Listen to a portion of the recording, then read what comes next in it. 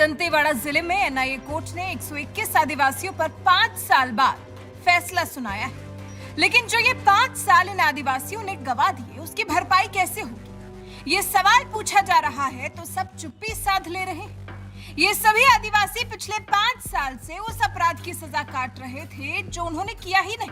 24 अप्रैल 2017 को सुकमा जिले के बुर्गापाल में हुए नक्सली हमले में ये सभी आरोपी थे। लेकिन क्योंकि अभियोजन पक्ष आरोपी आदिवासियों के खिलाफ 5 साल में भी आरोप साबित नहीं कर पाया, तो फिर कोर्ट ने इन आदिवासियों को सामूहिक रिहाई का फैसला सुनाया। लेकिन सवाल ये कि क्या हुआ था 24 अप्रैल 2017 को ऐसा कि 121 आदिवासियों को बिना उनका जुर्म पता के गिरफ्तार किया गया और पूरे 5 साल तक जेल में रखा गया।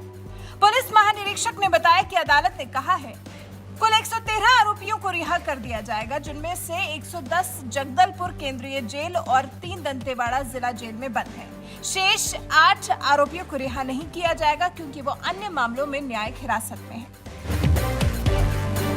क्या था ये 24 अप्रैल 2017 का पूरा मामला? दरअसल 24 अप्रैल 2017 की शाम को केंद्रीय पुलिस रिजर्व बल सीआरपीएफ की 74वीं बटालियन पर बुर्गापाल गांव में 100 मीटर दूर माओवादियों की भारी गोलीबारी में इंस्पेक्टर रैंक के एक अधिकारी समेत 25 जवान शहीद हो गए थे।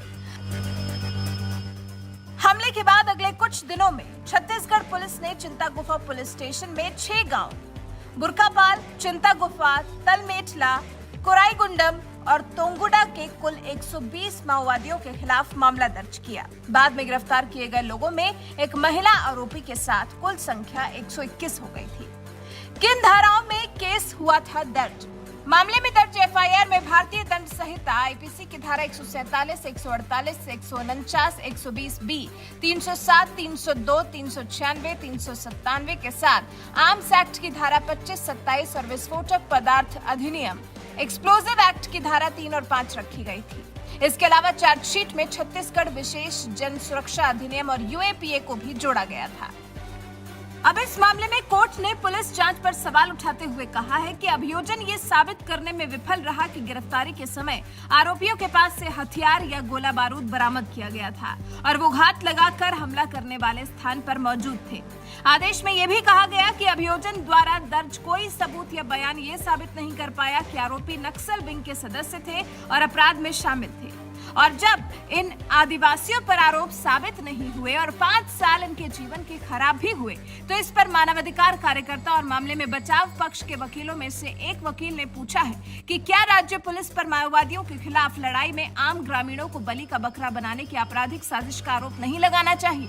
क्या राज्य उन्हें उनके बीते समय या कमाई की भरपाई करेगा? वकील साहब का सवाल कहीं न कहीं जायज भी है। जो गोलियों की आवाज सुन घर में दुबका, पुलिस ने उसको भी पकड़ा। नींद से जगाकर पुलिस उठाकर ले गई। कईयों को तो पता भी नहीं था कि पुलिस आखिर उनको क्यों और कहां लेकर जा रही है, और लेकर गई तो ऐसा कि 5 साल जीवन के खराब हो गए। जेल में रहने का जो टैग लगा वो अलग। अब उनके आगे के जीवन में जेल में रहने की वजह से कोई परेशानी आएगी तो इसकी कौन भरपाई करेगा? आप इस बारे में क्या सोचते हैं? अपनी राय हमें कमेंट कर जरूर बताएं।